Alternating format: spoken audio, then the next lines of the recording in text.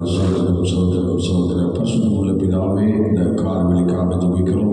தேவ கிருபையினால் இறக்கத்தினாலும் காலமே தேவ சமூகத்திலே கடந்து வந்து நீங்கள் அறிய வேண்டிய ஒருவர் இந்த காலை கண்ணுபடியாக நீங்கள் கொடுத்த கிருபைக்காக சமூகத்துடன் வந்திருக்கிற பிள்ளைகளை மறுபடி கத்தர் ஆசீர்வதி கத்தர் பெரிய கனமைமெல்லாம் உங்களுக்கே தருகிறோம். இயேசுவின் நாமத்தில் பிதாவே, ஆமேன் ஆமேன் ஆமேன். ஸ்தோத்திரம். கர்த்தர் நம்மை ஆசீர்வதிப்பாராக. நாம் இப்பொழுது ஸ்தோத்திரம் பாடல் ஆராதனை இடத்திலே கொடுக்கலாம். அல்லேலூயா. கர்த்தருடைய பரிசுத்த நாமத்துக்கு மகிமை உண்டாவதாக. எல்லாரும் நாம் இப்பொழுது ஒரு பாடலை பாடி கர்த்தருடைய நாமத்தை மகிமைப்படுத்துவோம். எல்லாம் எந்திரிச்சு நின்று நம்ம இருக்கிற இடங்களிலே எழுந்து நின்று நாம் பாடி, ஏன்னா நம்ம ஏன் எந்திரிச்சு நிற்கணும்னா அதிகாலமே கொஞ்சம் உற்சாகமாக இருக்கணும் அப்படின்றதுனால தான் இங்கே இருக்கிறவங்களும் சரி எழுந்து நின்று தேவனுடைய நாமத்தை நாம் விடுதலையோடு மகிமைப்படுத்த போகிறோம். அவர் வாஞ்சியுள்ள ஆத்மாவை நிரப்புகிறார். தாகமுள்ளவன் மேல் தண்ணீரையும் வாஞ்சியுள்ள ஆத்மாவை அவர் செழிப்பாய் மாற்றுகிற தேவன் அவர். அதனால் ஆண்டவர் வேதத்தில் எத்தனையோ பேரை தெரிந்தெடுத்து அவங்க மேலே என்ன பண்ணியிருக்கிறாரு, அவருடைய அன்பை பொழிந்தருளி இருக்கிறார். நம்மையும் அதே போல தான், நம்மையும் ஒரு ஆளாக அதில் என்ன பண்ணியிருக்கிறாரு, தெரிந்தெடுத்திருக்கிறார். தெரிந்தெடுத்து அவருடைய அன்பை நம்ம மேல் ஊற்றி இருக்கிறார். அவருடைய அன்பு நம்ம மேல் ஊற்றப்பட்டதுனால தான் நம்ம இன்னைக்கு தேவனை விடுதலையோடு ஆராதித்து கொண்டு இருக்கிறோம். அதனால் என்னோடு கூட சேர்ந்து இந்த அடிகளை பாடி நாம் கர்த்தருடைய நாமத்தை மேம்படுத்துவோம். இந்த பாடல் என்னுடைய தகப்பனார் எழுதின பாடல். நாம் இந்த பாடலை பாடி விடுதலையோடு தேவனுடைய நாமத்தை நாம் மகிமைப்படுத்தி ஆண்டவருடைய நாமத்தை இந்த அதிகாலை வேளையிலே உயர்த்த போகிறோம். தாகமுள்ளவன் மேலே ஊற்றுவீர், வாஞ்சையுள்ளவன் மேலே ஊற்றுவீர். தாகமுள்ளவன் மேலே ஊற்றுவீர், வாஞ்சையுள்ளவன் மேலே ஊற்றுவீர். பணி செய்திட கிருபையாயிரங்கிடும், கிருபையின் வரங்களால் என்னை நீர் நிறைத்திடும். பணி செய்திட தயவாக இறங்கிடும், பொறுமையும் தாழ்மையும் நிறைவாக தந்திடும். தாகமுள்ளவன் மேலே ஊற்றுவீர், வாஞ்சையுள்ளவன் மேலே ஊற்றுவீர். தாகமுள்ளவன் மேலே ஊற்றுவீர், வாஞ்சையுள்ளவன் மேலே ஊற்றுவீர். ஆடுகள் மேய்த்து வந்த தாவீதை தெரிந்தெடுத்தீர், இஸ்ரவேல் அனைத்திற்கும் அரசனாய் மாற்றிவிட்டீர். ஆடுகள் மேய்த்து வந்த தாவீதை தெரிந்தெடுத்தீர், இஸ்ரவேல் அனைத்திற்கும் அரசனாய் மாற்றிவிட்டு. சுத்தமுள்ளவன் மேலே ஊற்றுவீர், உண்மையுள்ளவன் மேலே ஊற்றுவீர். சுத்தமுள்ளவன் மேலே ஊற்றுவீர், உண்மையுள்ளவன் மேலே ஊற்றுவீர். யூதனான தானியேலை தீர்க்கனாய் தெரிந்தெடுத்தீர், உலகத்தின் முடிவுகளை தரிசனமாக தந்தீர். யூதனான தானியேலை தீர்க்கனாய் தெரிந்தெடுத்தீர், உலகத்தின் முடிவுகளை தரிசனமாய் தந்தீர். பிரியமுள்ளவன் மேலே ஊற்றுவீர், தீர்மானமுள்ளவன் மேலே ஊற்றுவீர். பிரியமுள்ளவன் மேலே ஊற்றுவீர், தீர்மானமுள்ளவன் மேலே ஊற்றுவீர். மீன்களை பிடித்தவரை சீடராய் மாற்றிவிட்டீர், திருச்சபை தலைவனாக பேதுருவை தெரிந்தெடுத்தீர். மீன்களை பிடித்தவரை சீடராய் மாற்றிவிட்டீர், திருச்சபை தலைவனாக பேதுருவை தெரிந்தெடுத்தீர். வீரமுள்ளவன் மேலே ஊற்றுவீர், உறுதி உள்ளவன் மேலே ஊற்றுவீர்.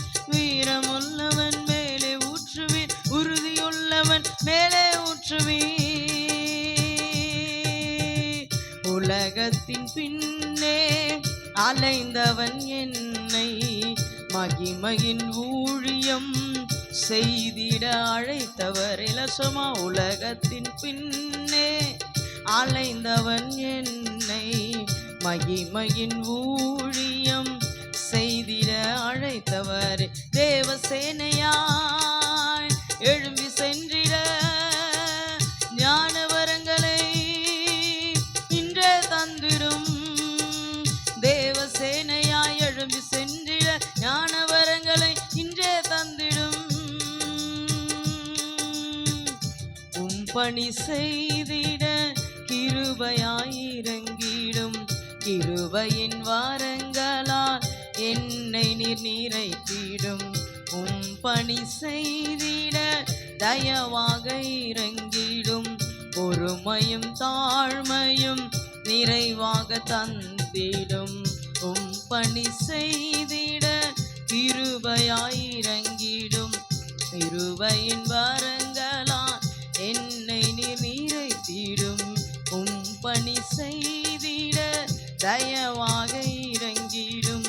பொறுமையும் தாழ்மையும் நிறைவாக தந்திடும். தாகமுள்ளவன் மேலே ஊற்றுவீர், வாஞ்சையுள்ளவன் மேலே ஊற்றுவீர். சொல்லுமா, தாகமுள்ளவன் மேலே ஊற்றுவீர், வாஞ்சையுள்ளவன் மேலே ஊற்றுவீர். தாகமுள்ளவன் மேலே ஊற்றுவீர், வாஞ்சையுள்ளவன் மேலே ஊற்றுவீர். மீன்களை பிடித்தவரை சீடராய் மாற்றிவிட்டீர். திருச்சபை தலைவனாக பேதுருவை தெரிந்தெடுத்தீர். மீன்களை பிடித்தவரை சீடராய் மாற்றிவிட்டீர்.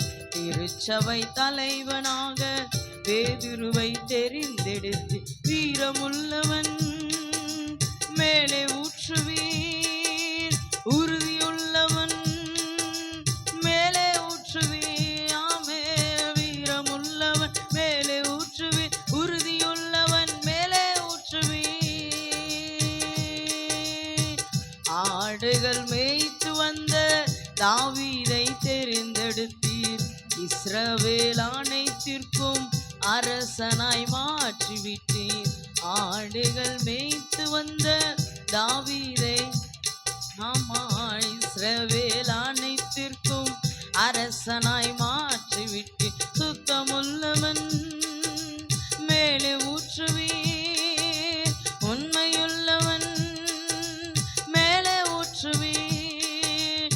சுத்தமுள்ளவன் மேலே ஊற்றுவீர், உண்மையுள்ளவன் மேலே ஊற்றுவீர். உலகத்தின் பின்னே அலைந்தவன் என்னை மகிமையின் ஊழியம் செய்திட அழைத்தவரே. உலகத்தின் பின்னே அலைந்தவள் என்னை மகிமையின் ஊழியம் செய்திட அழைத்தவரே. தேவசேனையாய் எழும்பி சென்றிட ஞானவரங்களை இன்றே தந்திடும். தேவசேனையாய் எழும்பி சென்றிட ஞானவரங்களை இன்றே தந்திடும். பணி செய்திட கிருபையாயிரங்கிடும். கிருபையின் வரங்களால் என்னை நீர் நிறைத்திடும்.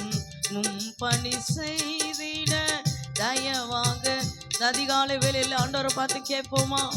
ஓ, உம்முடைய ஊழியத்தை செய்வதற்கு ஆண்டவரே, உம்முடைய ஊழியம் அது என்ன ஊழியமா வேணா இருக்கலாம். சுவிசேஷ ஊழியமா இருக்கலாம், சபையில இருக்கிற பணிவிடை ஊழியமா இருக்கலாம். அது ஆண்டவருடைய காரியங்கள் எதுவாய் இருந்தாலும் ஆண்டவரை பார்த்து சொல்லுவோமா? உம்முடைய கிருபை எங்கள் மேல் தயவாய் பொழிந்தருளுங்க. தாகம் உள்ளவனுக்கு தண்ணீரை தருகிற தேவனே, வாஞ்சையுள்ள ஆத்துமாவை நிரப்புகிற தெய்வமே, சொல்லுமாம். பணி செய்திட கிருபையாயிரங்கிடும். கிருபையின் வரங்களால் என்னை நீர் நிறைத்திடும். பணி செய்திட தயவாக இறங்கிடும். பொறுமையும் தாழ்மையும் நிறைவாக தந்திடும்.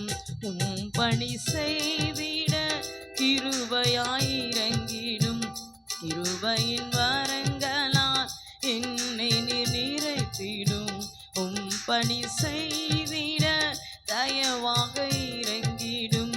பொறுமையும் தாழ்மையும் நிறைவாக தந்திடும். தாகமுள்ளவன் மேலே ஊற்றுவீராமே, வாஞ்சையுள்ளவன் மேலே ஊற்றுவீர். தாகமுள்ளவன் மேலே ஊற்றுவீர், வாஞ்சையுள்ளவன் மேலே ஊற்றுவீர். சுத்தமுள்ளவன் மேலே ஊற்றுவீர், உண்மையுள்ளவன் மேலே ஊற்றுவீர். சுத்தமுள்ளவன் மேலே ஊற்றுவீர், உண்மையுள்ளவன் மேலே ஊற்றுவீர். பிரியமுள்ளவன் மேலே ஊற்றுவீர், தீர்மானமுள்ளவன் மேலே ஊற்றுவீர். பிரியமுள்ளவன் மேலே ஊற்றுவீர், தீர்மானமுள்ளவன் மேலே ஊற்றுவீர். வீரமுள்ளவன் மேலே ஊற்றுவீர், உறுதியுள்ளவன் மேலே ஊற்றுவீர். வீரமுள்ளவன் மேலே ஊற்றுவீர், உறுதியுள்ளவன் மேலே ஊற்றுவீர். தேவசேனையாய் எழும்பி சென்றிட ஞான வரங்களை இன்றே தந்திடும். தேவசேனையாய் எழும்பி சென்றிட ஞான வரங்களை இன்றே தந்திடும். தாகமுள்ளவன் மேலே ஊற்றுவீர், வாஞ்சையுள்ளவன் மேலே ஊற்றுவீர். சுத்தமுள்ளவன் மேலே ஊற்றுவீர், உண்மையுள்ளவன் மேலே ஊற்றுவீர். பிரியமுள்ளவன் மேலே ஊற்றுவீர், தீர்மானமுள்ளவன் மேலே ஊற்றுவீர். வீரமுள்ளவன் மேலே ஊற்றுவீர், உறுதியுள்ளவன் மேலே ஊற்றுவீர். தேவசேனையாய் எழும்பி சென்றிட ஞான வரங்களை இன்றே தந்திடும். தேவசேனையாய் எழும்பி சென்றிட ஞான வரங்களை இன்றே தந்திடும். தேவசேனையாய் எழும்பி சென்றிட ஞான வரங்களை இன்றே தந்திடும். தேவசேனையாய் எழும்பி சென்றிட ஞான வரங்களை இன்றே தந்திடும். தேவசேனையாய் எழும்பி சென்றிட ஞான வரங்களை இன்றே தந்திடும். ஓ, உமக்காக எழும்பி பிரகாசித்திட கிருபையின் ஞான வரங்களை இன்றே எங்கள் மேல் பொழிந்தருளுவீராக. ஹல்லேலூயா. நல்லவரே, ஞான வரங்களினால் எங்களை நிரப்புவீராக. மண்டையிலே ஒரு கூட்டத்தை சேர்ப்பதற்கு ஞான வரங்களினால் எங்களை அலங்கரிப்பீராக. இந்த காலை வேளையிலே உடைய கிருபையினாலும் தயவினாலும் இரக்கத்தினாலும் அலங்கரிப்பீராக. நன்றி நன்றி. வாஞ்சியுள்ள ஆத்மாவை நிரப்புகிறவரே, இந்த காலை வேளையில உம்முடைய சமூகத்திலே வாஞ்சியோடு வந்திருக்கிற ஒவ்வொரு ஆத்மாக்களையும் கர்த்தர் நீர் நிரப்புவீராக. ஒவ்வொருடைய இருதயங்களையும் கர்த்தர் நீர் நிரப்புவீராக. தேவ சேனையா எழும்பி ஆண்டவரே உம்முடைய சமூகத்துக்கு நேரே வருவதற்கு ஆண்டவரே ஞான வரங்களினால் ஒவ்வொருடைய ஆத்மாவை கர்த்தர் நிரப்புவீராக. கர்த்தர் நிரப்புவீராக. ஆவியானவர் நிரப்புவீராக. ஹல்லேலூயா. நல்லவரே, தேவசேனையா எழும்பி சென்றிட ஞான வரங்களை இன்றே தந்திடும். தேவசேனையாய் எழும்பி சென்றிட ஞான வரங்களை இன்றே தந்திடும். நன்றி ஆண்டவரே, உடைய ஞானத்தின் வரங்களினால் என்னை நிரப்புவீராக. ஒரு கூட்ட ஆத்துமாக்களை தேவனுடைய சமூகத்தில் சேர்ப்பதற்கு, உம்முடைய பணியை செய்வதற்கு கிருபையினாலும் தயவினாலும் எங்களை அலங்கரியும். எல்லா கன மகிமையும் அவங்க ஒருவருக்கே செலுத்துகிறோம். கேட்க போகிற வார்த்தையை ஆசீர்வாதமாக்கி தாரும். வார்த்தை கொண்டு எங்களோடு இடைபடுவீராக. இயேசுவின் நாமத்தில் பிதாவே, ஆமென்.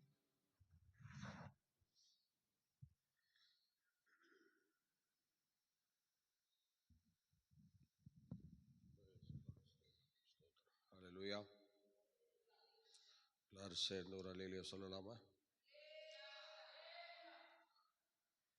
நாம் சங்கீதங்களுக்கு நேராக கடந்து சென்று கர்த்தரை மகிமைப்படுத்துவோம். இப்பொழுது சங்கீதம் 35ஆம் சங்கீதத்தை நாம் இந்த நாளில் தியானிக்க போகிறோம். சங்கீதம் 35. இந்த சங்கீதமானது தாவீதின் சங்கீதமாக இருக்கிறது. இந்த சங்கீதத்தில் 28 வசனங்கள் உள்ளது. 28 வசனங்கள் உள்ளது. அது மாத்திரமில்லை, சவுலால் துன்பப்படுத்தும் போது தாவீது பாடின ஒரு பாடல். தாவீது துன்பத்தின் மத்தியிலே அவர் ஒரு நீதிமானாக இந்த பாடலை பாடி கர்த்தரை மகிமைப்படுத்தியிருக்கிறார். இதனுடைய பின்னணியை 1 சாமுவேல் 24ஆம் அதிகாரத்திலே நாம் படிக்கும்போது அவருடைய காரியங்களை அங்கே பதிவிடப்பட்டிருக்கிறதை நாம் பார்க்கலாம். ஆகவே இப்பொழுதும் கூட இந்த சவுலால் துன்பப்படுத்தப்படுகிற இந்த நேரத்தில் ஆண்டவரை நோக்கி அவர் செய்கிறதான ஒரு பெரிய விண்ணப்பம், தேவனுடைய சமூகத்தில் நியாயத்துக்காக காத்திருக்கிற ஒரு நல்ல அனுபவத்தை இங்கே குறிப்பிடப்படுகிறது. நீங்கள் லூக்கா சுவிசேஷம் 18ஆம் அதிகாரம் 1-7 வசனங்களை நாம் படிக்கும்போது அவைகளிலே அந்த ஸ்திரீ எப்படி அந்த ஐஸ்வர்யவானிடத்திலே காத்திருந்து தனது காரியத்திற்காக அவர் நீடிய பொறுமையோடு காத்திருந்து பதிலுக்காக காத்திருக்கிறார்கள். அதுபோன்று தாவீதும் தன்னுடைய வாழ்க்கையிலே தேவனுடைய நியாயத்திற்காக காத்திருக்கிற ஒரு மனிதனாக அவர் காணப்பட்டிருக்கிறார். அதைத்தான் இங்கே சொல்கிறார்கள். நீங்கள் லூக்கா சுவிசேஷம் அதை படிக்கும்போது உங்களுக்கு நன்றாக தெரியும். லூக்கா சுவிசேஷம் 18:1-7 வசனங்களை நீங்கள் படிக்கும்போது நீங்கள் 7ஆம் வசனம் படிங்கள்.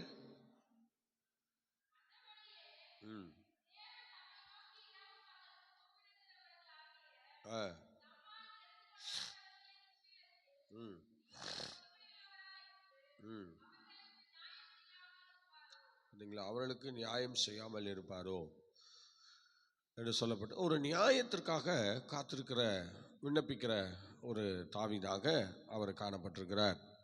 ஆகவே எனக்கு அன்பான தேவனுடைய பிள்ளைகளே, நாம் இவ்விதமாக சங்கீதக்காரன் ஆகிய தாவீது இவ்வளோ பெரிய ஒரு ஆசீர்வாதத்திற்காக காத்திருக்கிறார். ரோமன் நிருபம் 12ஆம் அதிகாரம் 19ஆம் வசனத்திலே நாம் படிக்கும்போது படிக்க பார்க்கலாம். பழி வாங்குவது எனக்குரியது, நானே பதில் செய்வேன் என்று கர்த்தர் சொல்கிறார். படிங்கள். 12:19. பிரியமானவர்களே, பழிவாங்குதல் எனக்குரியது, நானே பதில் செய்வேன் என்று கர்த்தர் சொல்கிறார். அந்த பதிலுக்காக தான் அவர் காத்திருக்கிறார் என்று நாம் பார்க்கிறோம். தாவீதுனுடைய வாழ்க்கையில் அவ்விதமாய் காத்திருந்தார். சார், இப்போ நம்ம இந்த சங்கீதத்தை 7 விதமாக நாம் பிரிக்கலாம். 7 விதமாக பிரிக்கலாம். 7 விதமாக இந்த 28 வசனங்களை பிரித்து நாம் பார்க்கும்போது ஒவ்வொரு அந்த தலைப்புகளே நாம் சில வசனங்களை தியானித்து கர்த்தரை மகிமைப்படுத்த போகிறோம்.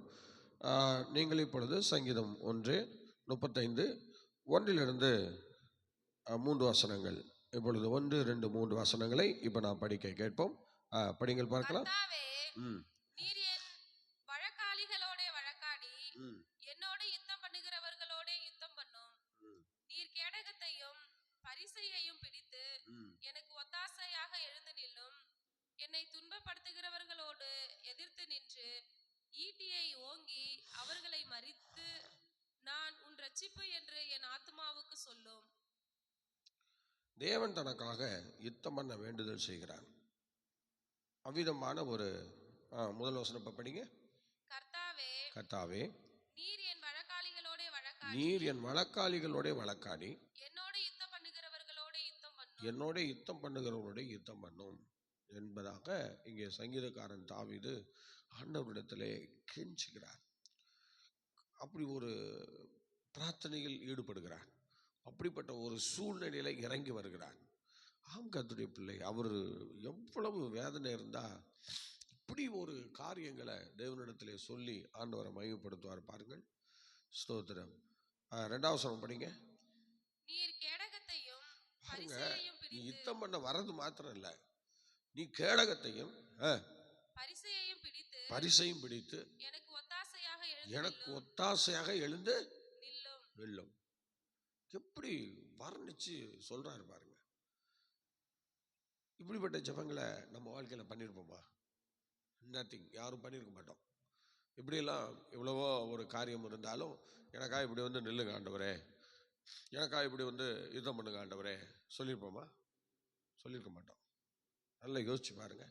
சங்கீதக்காரன் தாவீதுக்கு எவ்வளோ இருதயத்தில் வேதனை இருந்தால் அவர் இப்படி சொல்லியிருப்பாருங்க. அப்படி 3ஆம் வசனத்தை படிங்களேன். என்னை துன்பப்படுத்துகிறவர்களோடு என்னை எதிர்த்து நின்று துன்பப்படுத்துகிறவர்களோட எதிர்த்து நின்று ஈட்டியை ஓங்கி அவர்களை மரித்து மறித்து நான் உங்கள் ரட்சிப்பு என்று என் ஆத்துமாவுக்கு சொல்லும். பார்த்தீங்களா? ஆறுதலுக்காக காத்திருக்கிறார் கர்த்தருடைய பிள்ளைய. நீங்களும் காத்திருப்பீங்கல்ல. நிறைய நேரங்களில் உங்களுக்கும் சில ஆறுதல் இல்லாமல் தவிச்சுக்கிட்டு, ரொம்ப கஷ்டப்பட்டுக்கிட்டு, ரொம்ப கண்ணீர் விட்டுக்கிட்டு, எனக்கு இப்படி ஒருத்தர் சொன்னால் எப்படி இருக்கும் என்று சொல்லி எத்தனையோ பேர் இன்னைக்கு ஏங்கிட்டு இருப்போம். சில சம்பவங்களை பார்க்கும்போது, சில கிரியைகளை பார்க்கும்போது ரொம்ப வேதனைப்படும். எனக்கு இப்படி ஒருத்தர் சொன்னால் எப்படி இருக்கும்? இதே போலதாங்க சங்கீதக்காரன் தாவீது சொல்றாரு. எப்படி சொல்றாரு பாருங்க. எதிராளியோட எதிர்த்து நிற்க சொல்றாரு. ஸ்தோத்திரம். பரிசை காடகத்தை பிடிச்சி நில்லு பாடுறாரு. இப்போ ஈட்டியை ஓங்கி குத்துன்னு சொல்றாரு. எந்த அளவுக்கு அவர் பாரப்பட்டிருக்கிறார் பாருங்க. எந்த அளவுக்கு துன்பத்தை அனுபவித்திருக்கிறார் பாருங்க. எந்த அளவுக்கு இப்படிப்பட்ட காரியங்கள் அவருடைய வாழ்க்கையில பின்தொடர்ந்திருக்கும் என்று யோசித்து பாருங்க. ஆம் கர்த்தருடைய பிள்ளையே, இது மிகவும் ஸ்தோத்திரம். இந்த 1 - 3 வசனங்களை பார்க்கும்போது தேவன் தனக்காக யுத்தம் பண்ண வேண்டுதல் செய்கிறார் பாருங்க. அதை தான் இப்போ நம்ம தியானிச்சுட்டு இருக்கோம். பார்த்தீங்களா? தேவன் தனக்காக யுத்தம் பண்ண வேண்டுதல் செய்கிறார். அதை தான் இப்போ நம்ம படித்தோம். நீங்கள் லூக்கா சுவிசேஷம் 18ஆம் அதிகாரம் 12ஆம் வசனம் படிங்க பார்க்கலாம்.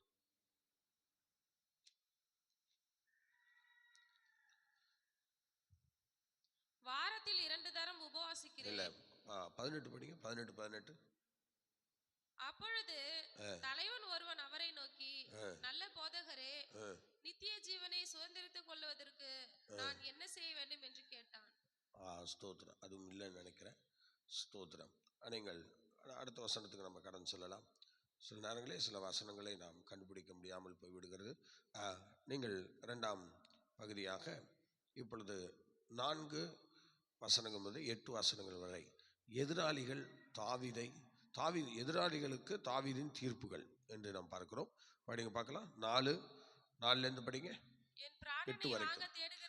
என் பிராணனை வாங்க தேடுகிறவர்கள் வெட்கப்பட்டு கலங்குவார்களாக. எனக்கு தீங்கு செய்ய நினைக்கிறவர்கள் நாணமடைவார்களாக. அவர்கள் காற்று முகத்தில் பறக்கடிக்கிற பதரை போல ஆவார்களாக. கர்த்தருடைய தூதன் அவரை துரத்துவானாக. அவருடைய வழிகள் இருளும் சறுக்கலுமாய் இருப்பதாக. கர்த்தருடைய தூதன் அவரை பின்தொடர்வானாக. முகாந்திரம் இல்லாமல் எனக்காக தங்கள் வலையை குழியில் ஒளித்து வைத்தார்கள். முகாந்திரம் இல்லாமல் படுகுழி வெட்டினார்கள். அவன் நினையாத அழிவு அவனுக்கு வரவும் அவன் மறைவாய் வைத்த வலை அவனையே பிடிக்கவும் கடவது.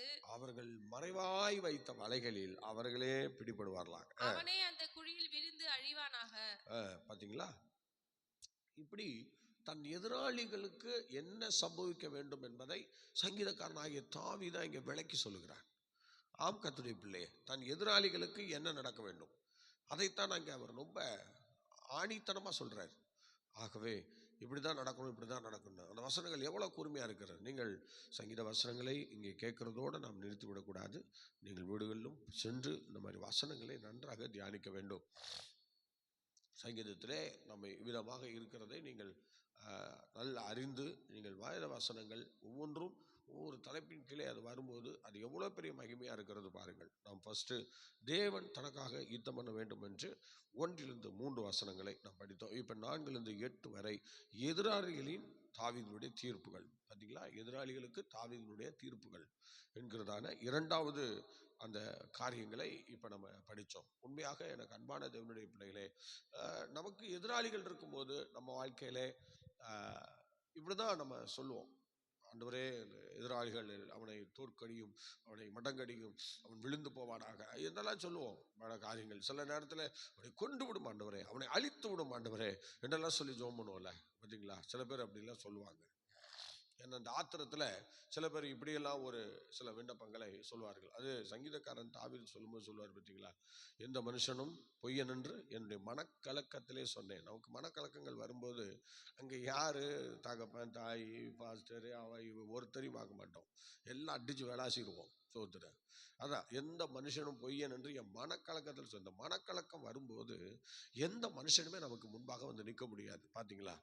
நிற்க முடியும், எல்லாம் குறை சொல்லிடுவோம் சோத்துற. யோசிச்சு பாருங்க, இந்த அனுபவத்தை கடந்திருக்கிறோமா இல்லையா என்று அப்படியே உங்களை பரிசோதனை பண்ணி பாருங்க. கண்டிப்பா நம்ம எல்லாருமே அப்படிதான். ஏன்னா நல்லா மாம்சம் தானே, ஸ்தோத்திரம், எல்லாம் மாம்சம் தான். பாருங்க, என்னதான் நம்ம ஆவியின் அபிஷேகத்தெல்லாம் பெற்றிருந்தாலும் இப்படிப்பட்ட சில சூழ்நிலைக்கு நம்ம வாழ்க்கையில அடிக்கடி வந்து தான் போகுது.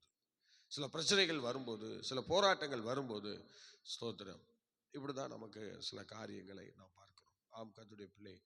ஆகவே ஸ்தோத்திரம், மூன்றாவதாக 9-10 வசனங்களை நாம் படிப்போம். படிங்க பார்க்கலாம். ஆத்துமா கர்த்தரில் களிகூர்ந்து 35, 9, 10 பாருங்க. என் ஆத்துமா கர்த்தரை களி கூர்ந்து அவருடைய ரட்சிப்பில் மகிழ்ந்திருக்கும், அவருடைய ரட்சிப்பை மகிழ்ந்திருக்கும்.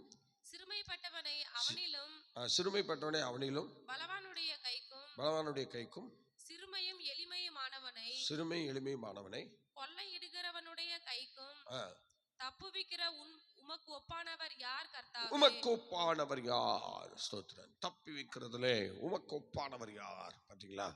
உண்மையாக கர்த்தருடைய பிள்ளைகளை, எத்தனையோ கர்த்தருடைய பிள்ளைகள் எவ்வளோ சாட்சிகளை சொல்லியிருக்கிறார்கள். நான் இப்படிப்பட்ட சிக்கல்ல இருந்தேன், இப்படிப்பட்ட காரியத்தில் இருந்தேன், இப்படிப்பட்ட வேதனையில் இருந்தேன், இப்படிப்பட்ட துன்பத்தில் இருந்தேன், கர்த்தர் என்னை தப்பிவித்தார். ஹல்லேலூயா சொல்லிட்டு சொல்றாங்க, என்னை தப்பிவித்த தேவனுக்கு ஒப்பானவர் ஒருவரும் இல்லை. அதனால தான் நான் ரட்சகராக ஏற்றுக்கொண்டேன், அதனால தான் நான் அவரை ஆண்டவராக ஏற்றுக்கொண்டேன், அதனால தான் நான் அவருக்காக வாழ துடிக்கிறேன் என்றெல்லாம் சொல்லி அநேக சாட்சி சொல்வதை நாம் கவனிச்சிருக்கிறோம். நம்ம வாழ்க்கையில் கூட இப்படிப்பட்ட காரியங்கள் கண்டிப்பாக இருக்கும் என்பதிலே சந்தேகம் இல்லை. நீங்கள் படிக்கும்போது அந்த 10ஆம் வசனத்தில் படிக்கும்போது திரும்ப அந்த 10ஆம் வசனத்தை படிங்களேன். சிறுமைப்பட்டவனை அவனிலும் பலவானுடைய கைக்கும் சிறுமை எளிமையுமானவனை கொள்ளையிடுகிறவனுடைய கைக்கும் தப்புவிக்கிற உமக்கு ஒப்பானவர் யார்? சும்மா பாருங்க, தாவீது வாழ்க்கையில இந்த சவுலுக்கு ஓடி ஓடி ஓடி ஓடி ஓடி ஓடி மலை, குன்று, கோவில், அது இது, அந்த இடம், இந்த இடம், பல இடம், சோத்திரம், எல்லா இடத்துலையும் பாருங்க கர்த்தர் தப்பிச்சுட்டே இருந்தார். சோத்திரம். தப்பிக்கிறது மாத்திரம் இல்லை, எதிராளிகளை தனக்கு காட்டி கொடுத்தார். தான் நினைச்சா எதிராளிகளை போட்டு தள்ளலாம், அந்த அளவுக்கு கர்த்தர் செய்தார். அதனால தான் சொல்றாரு, உனக்கு ஒப்பானவர் யார்? அல்லேலூயா, ஹல்லேலூயா, ஹல்லேலூயா, ஸ்தோத்திரம். ஆகவே எனக்கு பிரியமானவர்களே, நீங்கள் ரோமன் நிருபம் 8ஆம் அதிகாரம் 28ஆம் வசனம் படிக்க பார்க்கலாம். ரோமன் நிருபம் 28:28. அவன் இயேசுவை கண்டபோது கூக்குரலிட்டு அவருக்கு முன்பாக விழுந்து, இயேசுவே, உன்னதமான தேவனுடைய குமாரனே, எனக்கு உமக்கும் என்ன, என்னை வேதனைப்படுத்தாதபடிக்கு உம்மை வேண்டிக் கொள்ளுகிறேன் என்று மகா சத்தத்தோட சொன்னான். பாத்தீங்களா? பிசாசே அவரை கண்டு ஓடுறான். பாருங்க, ஸ்தோத்திரம். பிசாசே ஆண்டவரை கண்டு ஓடுறான். அது மாதிரிதான் தாவீதை கண்டு ஒவ்வொரு விஷயங்களும் ஓடிவிட்டது. ஸ்தோத்திரம். எந்த ஒரு பாதிப்பும், யுத்தங்களும், சத்துருக்களும் தாவீதை மேற்கொள்ள விடாமல் ஆண்டவர் அந்த அளவுக்கு அவங்களோடு கூட இருந்து வழி நடத்தினார். அதை தான் தாவீது வந்து உமக்கு ஒப்பானவர் யார் என்று சொல்றார். அப்போ இதுலெல்லாம் அவர் வந்து அந்த ஒப்பு என்று சொல்லி நாம் பார்க்கும்போது நீங்கள் படிக்கலாம். சங்கீதம் 89:8 படிக்க பார்க்கலாம். சங்கீதம் 89:8 படிக்க பார்க்கலாம். சங்கீதம் 89. சேனைகளின் தேவனாகிய கர்த்தாவே, உம்மை போல வல்லமையுள்ள, பார்த்தீங்களா, கர்த்தர் யார்? உம்முடைய உண்மை உம்மை சூழ்ந்திருக்கிறது. ஆமென். உம்முடைய உண்மைமை சூழ்ந்திருக்கிறது. பாருங்கள், உம்மை போல வல்லமை உள்ளவர், அதான் உம்மை போல அதுக்கு ஒப்பு யாருமே இல்லை. அப்போ உம்மை போல வல்லமை உள்ளவர் ஒருத்தரும் இல்லை. சங்கீதக்காரன் தாவீதுடைய வாழ்க்கையிலே ஒரு வல்லமை உள்ள தேவன் வேலை செய்தார், கிரியை செய்தார், ஒரு விடுதலையை கொடுத்தார். நீங்கள் போதும். அடுத்து நீங்கள் ஒரு வசனத்தை படிக்கலாம், படிங்க பார்க்கலாம். 1 ராஜாக்கள் 8ஆம் அதிகாரம் 23ஆம் வசனம் படிங்க பார்க்கலாம். 1 ராஜாக்கள். இஸ்ரவேலின் தேவனாகிய கர்த்தாவே,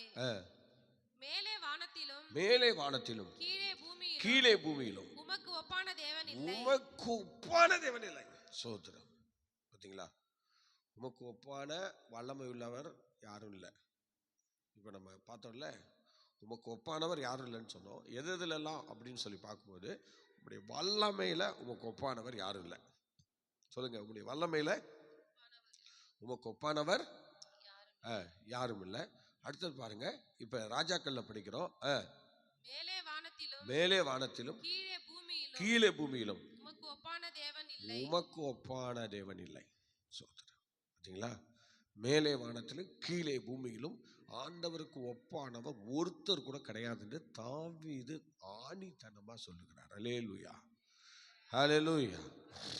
அவருக்கு ஒப்பான தேவன் ஒருத்தரும் இல்லை என்று சொல்லி அவர் அற்புதமாய் சொல்லுகிறார். அவர் வாழ்க்கையிலே உணர்ந்ததை, அவர் வாழ்க்கையில் அனுபவித்ததை இவ்விதமாக சொல்லி கர்த்தரை மகிமைப்படுத்துகிறார். கர்த்தருடைய பிள்ளை, சில நேரங்களில் சில தேவனுடைய பிள்ளைகள் நல்ல வீரமாக சாட்சி சொல்வார்கள். அதெல்லாம் நம்ம பார்க்கும்போது உண்மையாகவே அவருடைய வாழ்க்கையில எந்த அளவுக்கு தேவனோடு இணைந்திருந்திருப்பார்கள் என்று நாம் பார்த்து ஆச்சரியப்படுவோம், இல்லவா?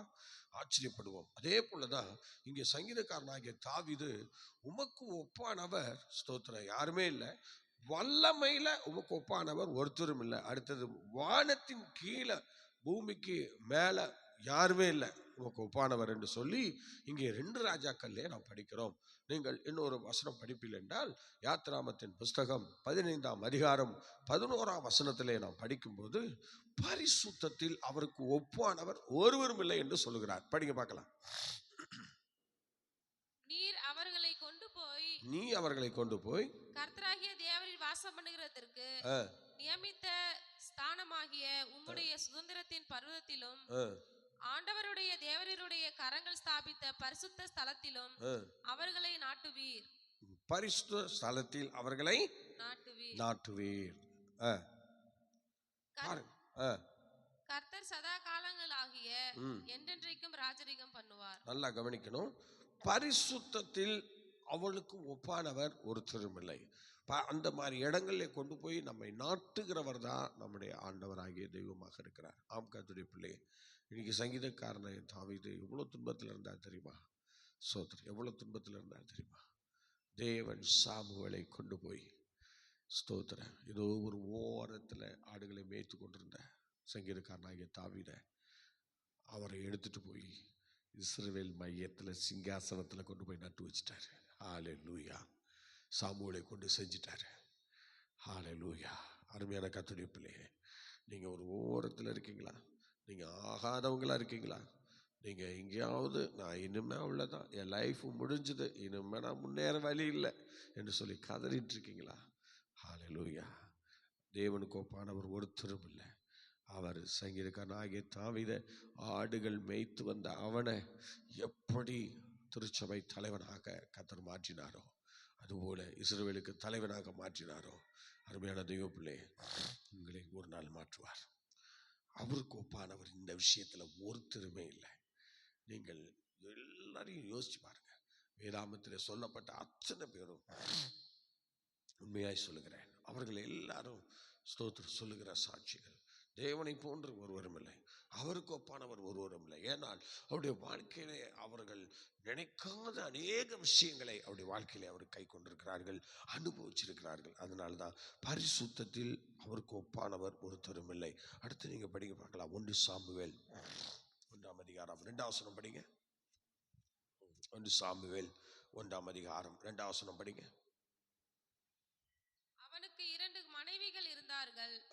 ஒருத்தி பேர் அன்னாள், மற்றவர் பேர் பெனினாள். பெனினாளுக்கு பிள்ளைகள் இருந்தார்கள், அன்னாளுக்கோ பிள்ளை இல்லை. ஸ்தோத்திரம். இல்லையா அந்த வசனம் இல்லை.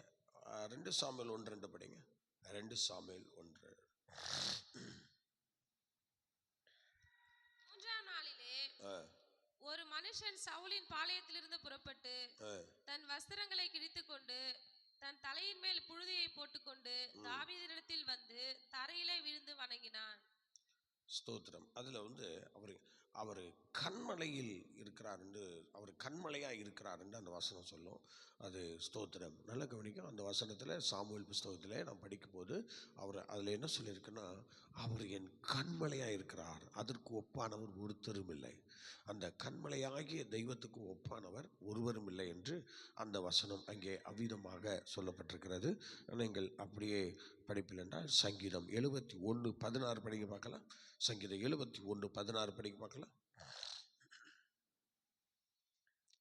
சீக்கிரம் படிங்க. சங்கீதம் 71:16. கர்த்தராகிய ஆண்டவருடைய வல்லமையை முன்னிட்டு நடப்பேன். கர்த்தராகிய ஆண்டவருடைய வல்லமையை முன்னிட்டு நடப்பேன். உம்முடைய நீதியை பற்றியே மேன்மை பாராட்டுவேன். உம்முடைய நீதியை குறித்து நான் மேன்மை பாராட்டுவேன். நீதியில் அவருக்கு ஒப்பானவர் ஒருவரும் இல்லை என்று இந்த காரியங்களை கர்த்தர் இந்த இடத்துல சொல்லுறார். நீதியில் அவருக்கு ஒப்பானவர் ஒருத்தரும் இல்லை. நீதியிலே சிறந்தவர். ஸ்தோத்திரம். ஏன்னா எல்லா நீதிக்கும் இடம் கொடுக்க சொன்னவர். பாருங்கள், இயேசு கிறிஸ்து பாப்டிசம் எடுக்கும்போது அவர் கிட்ட வரும்போது யோவான்ட்ட சொல்றார், இப்படி எல்லா நீதியும் நாம் நிறைவேற்ற வேண்டும் என்பது நீதியா இருக்கிறது, இதை இப்ப தடை செய்யாத நீ விட்டுருன்னு சொல்றார். பாருங்கள், உடனே யோவான் மறுக்காமல் உடனே அவளுக்கு ஞான ஸ்நானத்தை கொடுக்கிறார். ஆம் கர்த்தருடைய பிள்ளை, நீதியை நிறைவேற்ற வந்த புருஷன், நீதியில் அவருக்கு ஒப்பானவர் ஒருத்தரும் இல்லை, ஆண்டவரை தவிர அவருக்கு ஒப்பானவர் ஒருவரும் இல்லை என்று தெளிவாக சொல்லப்பட்டிருக்கிறது. கர்த்தருடைய பிள்ளையே, நீங்கள் சங்கீதம் 86:8 படிங்களேன். அதுல என்ன சொல்றார் பாருங்க, படிக்கலாம். சங்கீதம் 86:8 வசனம் படிங்க பார்க்கலாம். ஆண்டவரே, தேவர்களுக்குள்ளே உனக்கு நிகரானவர் இல்லை, உம்முடைய கிரியைகளுக்கு ஒப்பும் இல்லை, உம்முடைய கிரியைகளுக்கு ஒப்பானவர் ஒருத்தரும் இல்லை. நல்ல கவனிக்கலாம். இந்த வசனம் என்ன சொல்லுது? உம்முடைய கிரியைகளுக்கு ஒப்பானவர் இந்த உலகத்துல ஒருத்தரும் இல்லை என்று சொல்லுகிறார்.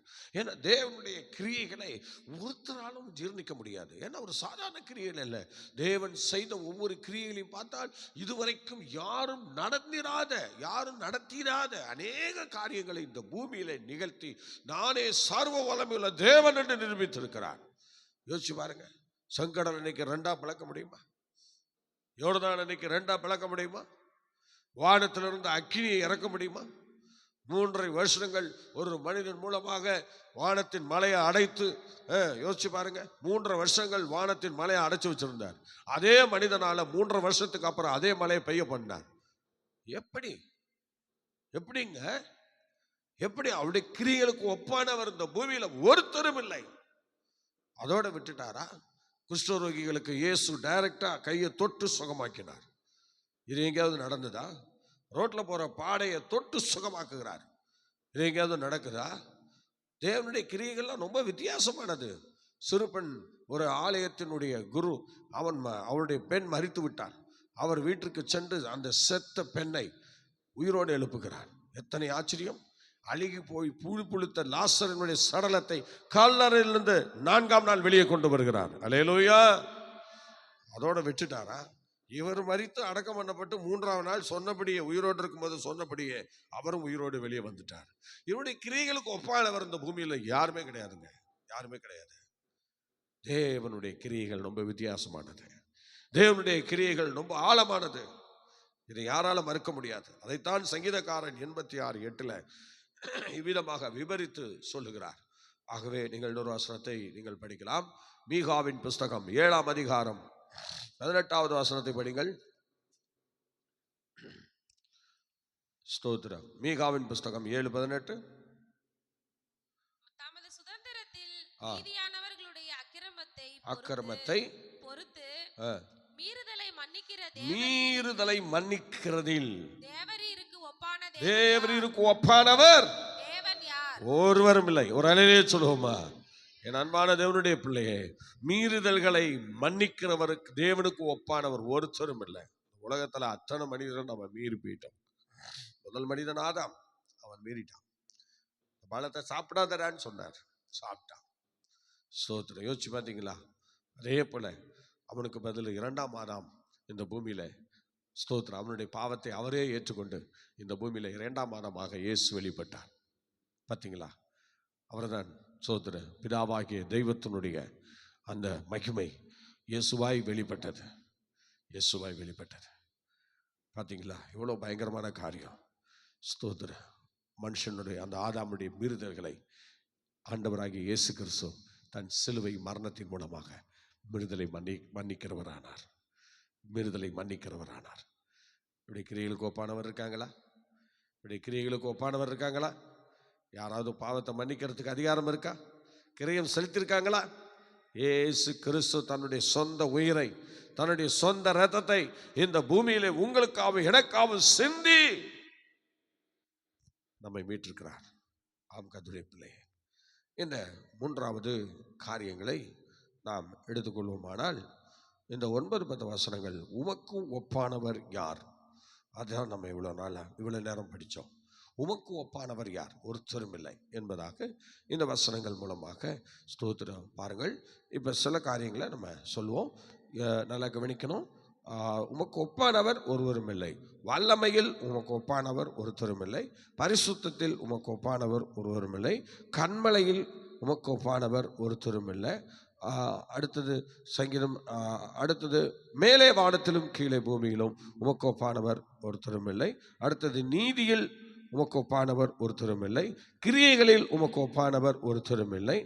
பாவங்களை மீறுதலை மன்னிக்கிறதில் உமக்கு ஒப்பானவர் ஒருத்தரும் இல்லை. இவ்விதமாக தேவன், நல்லா கவனிக்கணும், நம்முடைய வாழ்க்கையிலே அவர் நம்மை மன்னிக்கிற தேவனாக இருக்கிறார். இவ்விதமாக ஸ்தோத்திரம் உமக்கு ஒப்பானவர் யார் என்று இந்த 9-10 வாசனங்களிலே நாம் படித்தோம். இப்பொழுது 4வதாக 11 16 வரைக்கும் நாம் படிக்கும்போது, நன்மை செய்கிறதிலும் தீமை செய்கிறதிலும் நீதிக்கு பதிலாக செயல்படுகிறவர்களை ஸ்தோத்திரம் விலக்கி காக்கிறவராய் இருக்கிறார் என்று நாம் படிக்கிறோம். நீங்கள் படிக்க பார்க்கலாம். ஸ்தோத்திரம் 11 படிங்க. கொடுமையான சாட்சிகள் எழும்பி நான் அறியாததை என்னிடத்தில் கேட்கிறார்கள். நான் செய்த நன்மைக்கு பதிலாக தீமை செய்கிறார்கள். இப்படிதான் சங்கீதக்காரனுடைய வாழ்க்கையில அவர் செய்கிற எல்லா நன்மையும் என்ன பண்ணிட்டாங்க? எல்லாம் மறந்துட்டாங்க.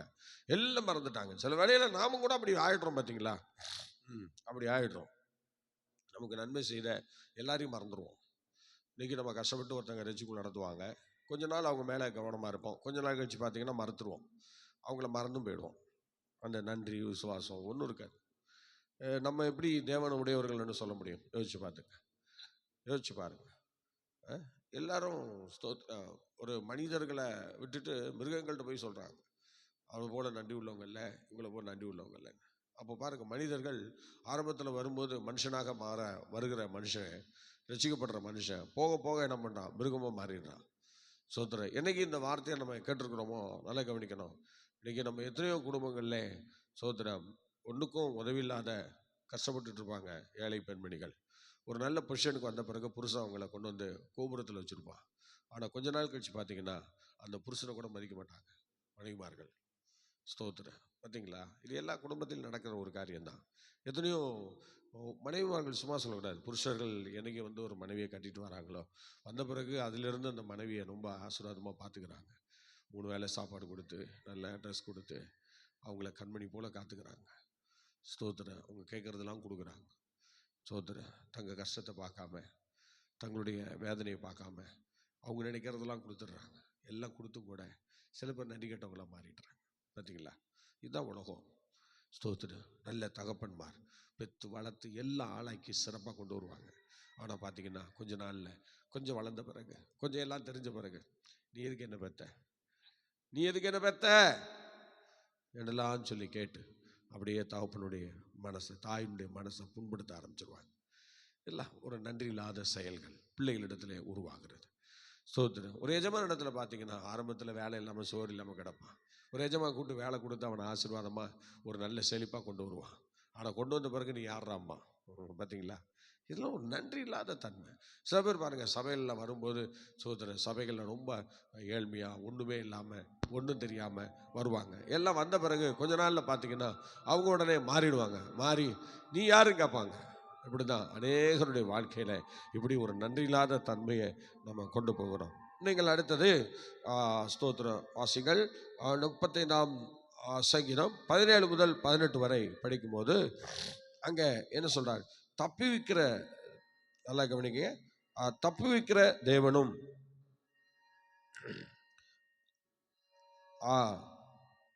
அப்படி நல்லா கவனிக்க, புகழ் ஆராதனையும் என்று சொல்லப்பட்டிருக்கிறது. தப்புவிக்கிற தேவனும் புகழ் ஆராதனை என்று சொல்லப்பட்டிருக்கிறது. இந்த தலைப்பிலே ஒரு வசனத்தை படிக்க பார்க்கலாம். 17 படிக்க. ஆண்டவரே, எதுவரைக்கும் இதை பார்த்து கொண்டிருப்பீர்? என் ஆத்துமாவை அழிவுக்கும் எனக்கு அருமையானதை சிங்கக்குட்டிகளுக்கும் தப்புவியும். மகா சபையிலே உம்மை துதிப்பேன். பார்த்தீங்களா, ஆண்டவரை துதிப்பேன், புகழ்வேன் என்று சொல்லுகிறார். என்னை தப்பிச்சா நான் அவனை ஆராதிப்பேன்னு சொல்றாரு. அது இந்த மாதிரி ஒரு சூழ்நிலை. ஏன்னா அவர் ஆராதிக்க முடியாத நிலைமையில கட்டப்பட்டிருக்கிறார். அவரை விடுவிக்கும்படி அவர் வேண்டி விரும்பி கேட்கிறார். ஆகவே ஸ்தோத்திரம். நீங்கள் அடுத்தது நீங்கள் 19ஆம் வசனத்தை நீங்கள் படிப்பீர்கள் என்றால் 19 படிப்பீங்களால், சத்துருக்களை மகிழ விடாமல் சமாதானம் இல்லாமல் இருக்க நீங்கள் படிக்க பார்க்கலாம். வசனம் படிங்க. வீணா எனக்கு சத்துருக்கள் ஆனவர்கள் என் நிமித்தம் சந்தோஷியாமலும் என்னுடைய நிமித்தம் சந்தோஷியாமலும் முகாந்தரம் இல்லாமல் என்னை பகைக்கிறவர்கள் கண் சிமிட்டாமலும் இருப்பார்களாக. 21 படிங்க. எனக்கு விரோதமாய் தங்கள் வாயை விரிவாய் திறந்து எங்கள் கண் கண்டது என்கிறார்கள். இப்படி சத்துருக்களுடைய காரியங்களை அவர் என்ன செய்கிறார்? ஸ்தோத்திரம். விவரித்து ஆண்டவருடைய விஷயத்தில் ஆண்டவருடைய காரியங்களை சொல்லுகிறார். ஒரு விண்ணப்பமாக பண்ணுகிறார். நீங்கள் அடுத்தது 7வது காரியமாக நீங்கள் படிக்கலாம். 22வது வசனம் படிங்க. கர்த்தாவே, நீர் இவளை கண்டீர், மௌனமாயிராதையும், ஆண்டவரே எனக்கு தூரமாகாதையும், என் தேவனே, என் ஆண்டவரே எனக்கு நியாயம் செய்யும். 28வது வசனம் படிங்க. 28வது வசனம் படிங்க. என் நாவு உமது நீதியையும், நாள் முழுவதும் உம்முடைய துதியையும் சொல்லிக் கொண்டிருக்கும். ஸ்தோத்திரம். வணக்கம்டிங்க. துதியுள்ள ஒரு வாழ்க்கையை செய்யும்படி தாவீது பண்ணுகிற ஜெபம். ஸ்தோத்திரம். துதியுள்ள வாழ்க்கை நான் பண்ணுறேன், நான் உம்மை துதிக்கிறேன், நான் உம்மை புகழ்கிறேன், ஆனால் எனக்கு இதெல்லாம் நீ செய்யணும் என்று சொல்லி இந்த வசனங்களிலே அவர் கேட்கிறார். அருமையான தேவனுடைய பிள்ளையே, நீங்கள் ஆண்டவருக்காக வாழ வேண்டும் என்று நீங்கள் எதை கேட்டாலும் கர்த்தர் இந்த கால வேளையிலே உங்களுக்காக கர்த்தர் கொடுப்பார். கர்த்தருடைய பிள்ளையே, நான் உங்களுக்காக நிற்க விரும்புகிறேன் ஆண்டவரே, நான் உங்களுக்காக வாழ விரும்புகிறேன், எனக்கு தயவு செய்து இந்த விஷயங்களெல்லாம் எனக்கு கொடுங்கப்பா. சங்கீதக்காரன் தாவீது இவ்வளோ விஷயங்களை அவர் கேட்டிருக்கிறார், இத்தனை பேருக்கு தீர்ப்பு சொல்லியிருக்கிறார், இத்தனை காரியங்களை செய்திருக்கிறார். ஆண்டவர் தாவீதுடைய தேவனுக்கு ஒப்பானவர் ஒருத்தரும் இல்லை என்றெல்லாம் நாங்கள் பார்த்தோம். அதுபோல் என் வாழ்க்கையிலும் கூட இன்னைக்கு உமக்கண்டு வாழ சில பிரச்சனைகள் தடையாக இருக்கிறது. அதையெல்லாம் நீர் எனக்கு தந்து என்னை ஆசீர்வதியும் என்று சொல்லி ஆண்டவரிடத்தில் கேட்கலாமா? எல்லாரும் நம்முடைய கரங்களை வைத்தோமா? எல்லாரும் நம்முடைய கரங்களை வைத்தோம். ஆண்டவரே, ஸ்தோத்திரம், ஸ்தோத்திரம், ஸ்தோத்திரம். ஆண்டவரே, உமக்கு ஒப்பானவர்கள் ஆண்டவரை யாருமே இல்லை. ஆண்டவர் வல்லமையில் உமக்கு ஒப்பானவர் யாரும் இல்லை, பரிசுத்தத்தில் உமக்கு ஒப்பானவர் யாரும் இல்லை, கண்மலையில் உமக்கு ஒப்பானவர் யாரும் இல்லை, வானத்தின் கீழே பூமிக்கு மேலே உமக்கு ஒப்பானவர் ஒருத்தரும் இல்லை, நீதியில் உமக்கு ஒப்பானவர் ஒருத்தரும் இல்லை, கிரியைகளில் உமக்கு ஒப்பானவர் ஒருத்தரும் இல்லை, மீறுதல மன்னிக்கிறதுல உமக்கு ஒப்பானவர் ஒருத்தரும் இல்லை. ஆண்டவரே, இப்படி ஸ்தோத்திரம் ஆண்டவரே, பல காரியங்களை மக்களுக்காக நீ செய்து அவர்களுக்கு ஆண்டவரே உமக்கு ஒப்பானவர் ஒருத்தரும் இல்லை என்று சங்கீதக்காரர் விவரித்து சொல்கிறார். ஆண்டவரே, இதுபோல எங்கள் வாழ்க்கையில் உமக்கு ஒப்பானவர் ஒருவரும் இல்லை என்று சொல்லத்தக்கதாக எங்களுடைய நாட்கள், எங்களுடைய வாழ்க்கை, எங்களுடைய வெளிச்சம் எல்லாருக்கும் முன்பாக வெளியரங்கமாய் வெளிச்சமாய் இருக்க உங்கள் சமூகத்தில் எங்களை தாழ்த்தி ஒப்படைக்கிறோம். ஆண்டவரே, இந்த பரகாலத்தை எங்களுக்கு ஆசீர்வதியும், பிள்ளைகளுக்கு ஆசீர்வதியும், குடும்பங்களுக்கு ஆசீர்வதியும். ஆண்டுடைய சித்தம் செய்ய எங்களுக்கு கிருபை தாரும். 35ஆம் சங்கீதத்துடைய இந்த விளக்கத்தை நாங்கள் ஆண்டவரே சில காரியங்களை நாங்கள் அறிந்து கொண்டோம். தொடர்ந்து எங்களை ஆசீர்வதித்து கனப்படுத்துவீராக. கர்த்தர் பெரிய காரியங்களை செய்வீராக. உங்களுடைய பலத்த கரம் எங்களோடு கூட இருந்து வழி நடத்தட்டும். தீமைகளுக்கும் பொல்லாப்புக்கும் சாசன் கண்ணிக்கும் விளக்குவீராக. அப்பா, சமூகத்தில் எங்களை தாழ்த்தி ஒப்படைக்கிற ஆண்டவரே, ஆச்சரியமான காரியங்களை கர்த்தர் செய்யும். கனமகிமை துதியெல்லாம் உங்களுக்கே தருகிறோம். இயேசுவின் நாமத்தில் பிதாவே, ஆமென், ஆமென், ஆமென். ஸ்தோத்திரம். மாத்திரமல்ல, இந்த நாட்களிலே நாம் ஒரு விண்ணப்பங்களுக்காக ஜெபிக்க போகிறோம். ஆண்டுடைய கிருபையினாலும் இரக்கத்தினாலும் ஸ்தோத்திரம். ஹல்லேலூயா. தேவரீர் நல்லா கவனிக்கணும், நல்லா கவனிக்கணும். ஹல்லேலூயா. இந்த பகற்காலங்களிலே ஸ்தோத்திரம், ஒவ்வொரு வாகனங்களில் செல்லுகிற ஒவ்வொருவரையும் கர்த்தர் பாதுகாக்கணும். ஸ்தோத்திரம். நிறைய ஆக்சிடென்ட். நேற்றைய தினத்திலே நாங்கள் இரவு 12 மணிக்கிட்ட நாங்கள் ஸ்தோத்திரம் திருச்சியிலேருந்து மதுரையிலேருந்து வந்துட்டு இருக்கும்போது திருச்சி வந்துட்டோம். திருச்சி தாண்டி உள்ளே வந்து கொண்டிருக்கோம், கீழப்பளவுன்னு நினைக்கிறேன், அந்த சைடில் வந்துட்டு இருக்கும்போது திடீர்னு ஒரு ஸ்தோத்திரம் ஒரு ஒரு ஆக்சிடெண்ட்டை பார்க்க ஒரு ஒரு 7-8 பேர் ஒரு வாகனத்தில் ஏறி போகிறாங்க. அப்படின்னா அவங்க நிறையா ஒரு ஆக்சிடெண்ட் ஆகிட்டாங்க. ஆக்சிடெண்ட் ஆன பிறகு அவங்க குடும்பங்களில் அவங்கள பார்க்கறதுக்கு ஒவ்வொருவரும் காரில் ஏறி போகிறாங்க. அதுக்கும் ஒருத்தன் வந்து ஒரு காரை எடுத்துகிட்டு வந்து, ஒரு ஓன் கார் தான், கார் எடுத்துகிட்டு வந்து நான் உங்களை அழைச்சிட்டு போகிறேன் அப்படின்னு சொல்லிட்டு அழைச்சிட்டு போகிறான். அப்படியே அழைச்சிட்டு போயிட்டு இருக்கிற வேலையில் திடீர்னு பார்த்தா இவன் தூங்கிட்டான் போல் இருக்கு, கொஞ்சம் தூங்கிட்டான். அதனால் தூங்குறவங்க நிலைமை பார்த்தீங்களா, தூங்கிட்டான். தூங்கி ஏதோ பண்ணிட்டான். அதனால் இப்போ என்னாச்சுன்னா, கார் அப்படியே, நமக்கு ஏற்கனவே இப்படி ஒரு ஆக்சிடெண்ட் ஆச்சு, ஆனால் நமக்கு எந்த சேதமும் இல்லை. ஆனால் இவன் என்ன பண்ணான், இப்படி அந்த வண்டி இப்படி திரும்பிடுச்சு. அந்த பாலம் கட்டியிருப்பான்ல, வரிசையாக பாலம், உண்மையிலே ரொம்ப ஸ்ட்ராங்காக கட்டியிருக்கிறான். அதில் எத்தனை வண்டி போகுதுனாலும் அந்த பாலம் வந்து இடிஞ்சே விழாது, அப்படிப்பட்ட ஒரு பாலம். ஒருவேளை அவன் ஸ்ட்ராங் இல்லாமல் இருந்துன்னா அவன் மோதின வேதத்துக்கு அப்படியே கீழே விழுந்திருக்கும் கார். ஆனால் பாலத்தில் மேலே நடந்த சம்பவம், அந்த கார் மேலே வருகிறது, வந்து இப்படி திடீர்னு அவன் ஏதோ கொஞ்சம் தூக்கிட்டான். அவன் டயர் வெடிச்சிருந்தா, டயர் வெடித்த மாதிரி தெரியல, போலீஸ்லாம் வந்து பார்த்தாங்க, டயர்லாம் வெடித்த மாதிரி தெரியல. அப்புறம் திரும்பி அப்படியே போய் அந்த அந்த மதுவில் இடிச்சு ஃப்ரண்ட் ஃபுல்லாக சப்பி உள்ள சீட்டு கீட்டெல்லாம் போயிடுச்சு. உள்ள சீட்லாம் போயிடுச்சு பாருங்க. அந்த அளவுக்கு பெரிய வண்டி, 8 பேர் உட்கார 7 பேர் உட்கார்ற வண்டி.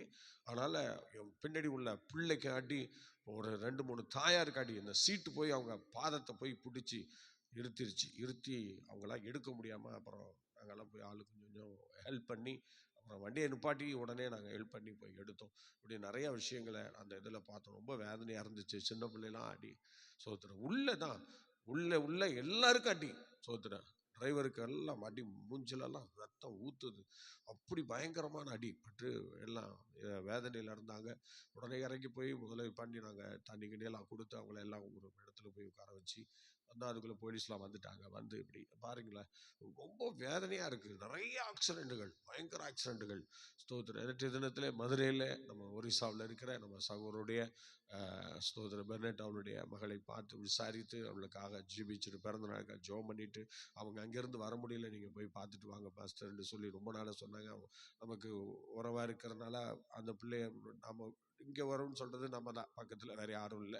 அதனால் நாங்கள் போய் அவங்களை விசாரிக்க வேண்டிய சூழ்நிலையில் போனோம். விசாரித்தோம், அழகாக நாங்கள் திரும்பி வந்துட்டோம். வர்ற வழியில் தான் இப்படி ஒரு சிக்கலை பார்த்து ரொம்ப மனசு உடஞ்சி போச்சு. ஸ்தோத்திரம். கர்த்தர் எங்களுக்கு வாகனத்தில் கூட இருந்தார். சிறப்பாக நாங்கள் போயிட்டு அருமையாக வந்து சேர்ந்தோம். ஆனால் இந்த இடத்துல இப்படிப்பட்ட ஒரு நிகழ்வுகள், இப்படி நம்ம இந்த போக்குவரத்தில் இந்த மாதிரி பாதிப்புகளை கர்த்தர் தவிர்க்கும்படியாக ஒரு நிமிஷம் நம்ம எல்லா கரங்களை உயர்த்துவோமா? இந்த பைபாஸில் என்ன வண்டி வேகமாக போனாலும் இந்த மாதிரி விபத்துக்குள்ளே ஆகக்கூடாது. அதுக்காக ஜெபம் பண்ணலாம். எல்லாரும் ஜெபம் பண்ணுங்க. பரிசுத்தமுள்ள பிதாவே, ஆண்டவரே, இந்த விபத்திலிருந்து ஆண்டவரே ஸ்தோத்திரம் வாகனத்தில் செல்லுகிற ஒவ்வொரு வேதனையோடு போகிறாங்க. எனக்கு இந்த காரியம் நடக்கணும், இந்த காரியம் சக்ஸஸ் ஆகணும்னு சொல்லி போகிறாங்க. இந்த நேரத்தில் இப்படி ஒரு விபத்தை சந்திக்கும் போது அவங்க மனசு எவ்வளோ துடிக்க ஆண்டவரே, எவ்வளோ பாடுபடும் ஆண்டவரே.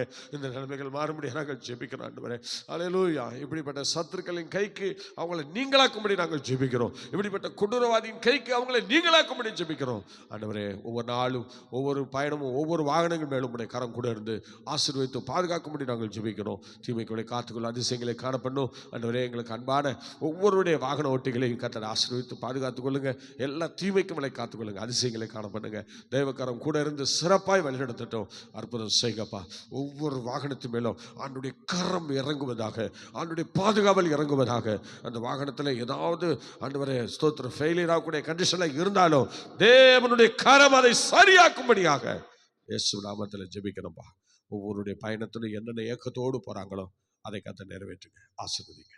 இயேசு நாமத்தில் பிதாவே, ஆமென். Okay, God bless you. மீண்டும் நாளை காலை 5 மணிக்கு சந்திப்போம். God bless you.